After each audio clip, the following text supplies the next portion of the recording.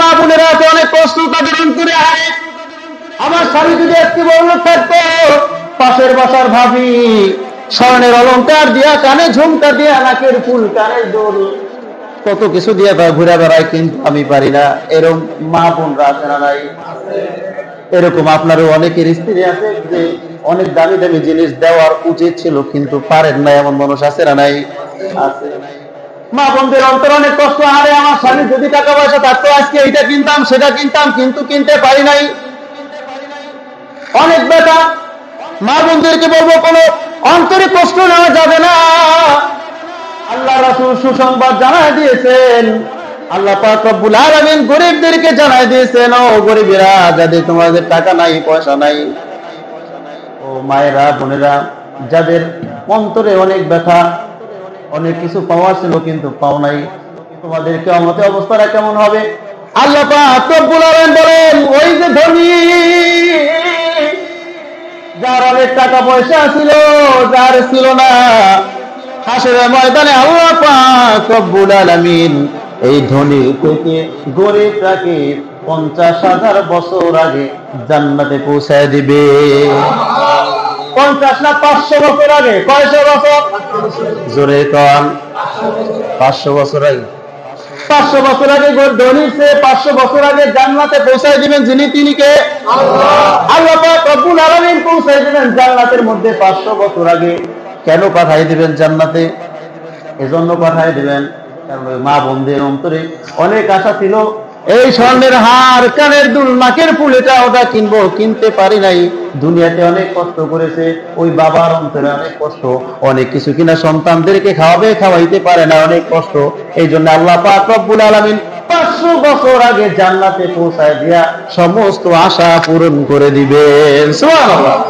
এই জন্য অন্তরে কোনো কষ্ট নেওয়া যাবে না, কোনো ব্যথা নেওয়া। ধনী বানায় আবার গরিব বানায়। নদীর পার ভালে পার করে, এই তো নদীর খেলা। সকাল বেলা ধনী রে তুই, ফকির সন্ধ্যা বেলা। এই জন্য সম্মানিত ভাইরা, ধনীরা যারা আছেন তাদের জন্য কিছু কথা। আল্লাহ পাক রব্বুল আলামিন আপনাদেরকে অর্থ সম্পদ দিয়েছেন কিসের জন্য? পরীক্ষার জন্য। কিসের জন্য? আরো জোরে কোন।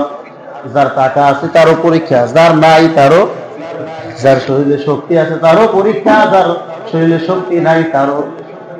সম্মানিত ভাইরা, যাদের অনেক টাকা পয়সা আছে, আপনার টাকা পয়সা দিয়ে যদি কোনো অনাহারীর পেটে যদি খাবার না পড়ে, ওই টাকা পয়সা কিয়ামতে কোনো কাজে আসবে? আপনার টাকা পয়সা দিয়ে যদি একজন বস্ত্রহীন মানুষের যদি বস্ত্র না হয়, ওই টাকা কিয়ামতে আপনাকে জান্নাতে নিতে পারবে? জোরে কোন। আবার মনে করতে পারেন, হুজুর বলছেন তো 500 বছর পরেই ধনীরা যাবে। আবার এমন এমন ধনী আছে, এমন এমন ধনী আছে যাদেরকে জান্নাতে ভাবে ডাকবে, ওসমান, এই আমার দরজা দিয়ে তুমি জান্নাতে ঢুকে যাও। সুবহানাল্লাহ। কারণ ওসমান রাদিয়াল্লাহু তাআলা তিনিও কিন্তু ধনী ছিলেন। এই দুনিয়ার মধ্যে সর্বশ্রেষ্ঠ ধনী ওসমান। সুবহানাল্লাহ বলেন। সর্বশ্রেষ্ঠ ধনী এই জন্য তার নামের পরে আছে গনি। কি? ওসমান। ওসমান। আর আল্লাহ পাক রব্বুল আলামিন বলেন, ইয়া আইয়ুহান নাস আনতুল ফুকারা ইলাল্লাহ, আল্লাহুল গনিয়্যুল হামিদ। আল্লাহুল গনিয়্যুল হামিদ। আল্লাহুল গনিয়্যুল হামিদ। আমি আল্লাহ, আল্লাহুল গনিয়্যুল হামিদ, আমি আল্লাহ হলাম ধনী, আমার মতন ধনী। আর এই গনি লাগাই দিয়েছেন ওসমানের নামের পিছনে। সুবহানাল্লাহ। তা কেমন ধনী ছিলেন? আল্লাহ পাক রব্বুল আলামিন আপনাকে সম্পদ দিয়েছে অযথা ব্যয় করার জন্য নয়। আপনার যতটুকু প্রয়োজন ঠিক ততটুকু আপনি ব্যয় করবেন, কারণ আপনার কাছে সম্পদ দিয়েছেন আমানত। আপনি বাজারে গেছেন, আজকে মন চাইছে এত দামি একটা জিনিস কিনা নিলাম, এত দামি দামি জিনিস আমার দরকার নাই, তারপর নিলাম। পরে আছে দুইটা, তারপর আনলেন। আপনার পোশাক আশাকের অভাব নাই, তারপর আপনি পোশাক আশাক কিনে নিয়ে আসলেন। এমন মানুষ আছে না নাই? সম্মানিত ভাইরা, প্রত্যেকটার হিসাব কাল কিয়ামতের ময়দানে দিতে হবে কি হবে না? আরো জোরে কোন। আমার টাকা পয়সা দিয়ে কোনো একজন গরিব মানুষের যদি উপকার না হয়, কিয়ামতের ময়দানে ওই টাকা পয়সা কোনো কাজে আসবে না। আসবে? এই জন্য আমরা আমাদের শক্তি দিয়েও মানুষের উপকার করতে চাই কি চাই না? আরো জোরে কন। এখানে আমরা যারা আছি সবাইরই এই ওয়াদা যে আমাদের শরীরে যে শক্তি আছে শক্তি দিয়েও মানুষের উপকার করবো, টাকা পয়সা দিয়েও মানুষের উপকার, এমনকি ঘরের মাল সামান দিয়েও মানুষের উপকার। আলী রাদিয়াল্লাহু তাআলা 1400 বছর আগের কথা বলতেছি। আলী রাদিয়াল্লাহু তাআলা নামাজের জন্য যায় মসজিদে, হঠাৎ করে দেখতেছে এক ইহুদি মুরব্বী রাস্তার পাশে বসে আছে। আলী রাদিয়াল্লাহু তাআলা ডেকে ডেকে বলতেছেন, ওগো মুরব্বী, আপনি কই যাইবেন? বলে বাসায় যাও। বলে যান না কেন? বলে যাইতে পারি না, আমার শরীরে শক্তি নাই, আমি খুব অসুস্থ মানুষ। হযরত আলী রাদিয়াল্লাহু তাআলা এই কথা শোনার পরে ওই মুরব্বীকে নিজের কোলে তুলছেন। সুবহানাল্লাহ, নিজের কোলে তুলেছেন, নিজের কোলে করে আলগি করে এরপরে পৌঁছাই দিতে চাইতেছেন। এমন অবস্থায় তার আত্মীয় স্বজনরা সকলে দিকে দৌড়ানোর দিকে দৌড়ে পড়ায় যায়। কেন পড়ায় যায়? কারণ তো অবশ্যই আছে। কি কারণ? কারণ হচ্ছে তারা একটা সময় আলী রাদিয়াল্লাহু তাআলা মুহাম্মদ সাল্লাল্লাহু আলাইহি সাল্লামকে অনেক নির্যাতন করেছেন। এই জন্য ভয় পালায় যায় যে আলী তো এখন ক্ষমতা, আলী তো অনেক শক্তি, আলী যে জুলফিকর দিয়ে এইভাবে যদি ঘুরানি দেয় সমস্ত মানুষের কল্লা আলাদা হয়ে যাবে। তাড়াতাড়ি করে দৌড়ে চলে যায়। এরপরে কিছুক্ষণ পরে ওই তার আত্মীয় স্বজনরা বাসায় এসে বলে, কাকা গো, কিরে আপনারে কি মারে নাই? বলে না, আমার তো মারে নাই। তারে বাসায় পৌঁছায় দিয়ে আলী রাদিয়াল্লাহু তাআলা মনে করছে, আরে আমি দিন নামাজে যাই, আমি কোথায় যাই? আমি দিন নামাজে যাই, যাওয়া তো মনে হয় শেষ হয়ে যাবে। এখন দৌড়ায় নামাজের দিকে, মসজিদে নববীর দিকে দৌড়ায়। সবাই চিৎকার করে বলেন, এখন দৌড়ায় মসজিদে নববীর দিকে। আর আজকে আমাদের যুব সমাজ যারা আছে তারা মসজিদ ছাইরা দৌড়ায় নেতা নেত্রীদের পিছে। ঠিক না বেটি? আরো জোরে কর। কিন্তু আগে দৌড়াইতে হবে মসজিদ। আগে কোথায়? আমরা কি মুসলমান? আমরা সর্বোপরি আমাদের নামাজ, আমাদের ইসলাম। আমাদের কি? আমাদের ইসলাম। আমার সবচেয়ে বড় পরিচয় হচ্ছে আমি মুসলমান, আমি। কিন্তু অনেকে বলে আমার সবচেয়ে বড় পরিচয় আমি বাংলাদেশ, আমি আমি আমি কিন্তু এটা না। আমার সবচেয়ে বড় পরিচয় হচ্ছে আমি মুসলিম, আর দেশ হিসাবে আমি বাংলাদেশি। ঠিক না বেটি? এইটাই তো আমাদের কথা হওয়া উচিত ছিল। সম্মানিত হাজিরিন, এরপর আলী রাদিয়াল্লাহু তাআলা দৌড়ায় মসজিদে। এমন অবস্থায় তার চিন্তা, এটা নামাজ পাই কি পাই না, নামাজ কি চলে গেল কিনা, আমরা তো রাকাত ফেল করবো। মসজিদের দিকে যখন দৌড়ায়, আল্লাহ পাক রব্বুল আলামিন ফেরেশতা জিবরাইলকে ডেকে বলেন, ফেরেশতা,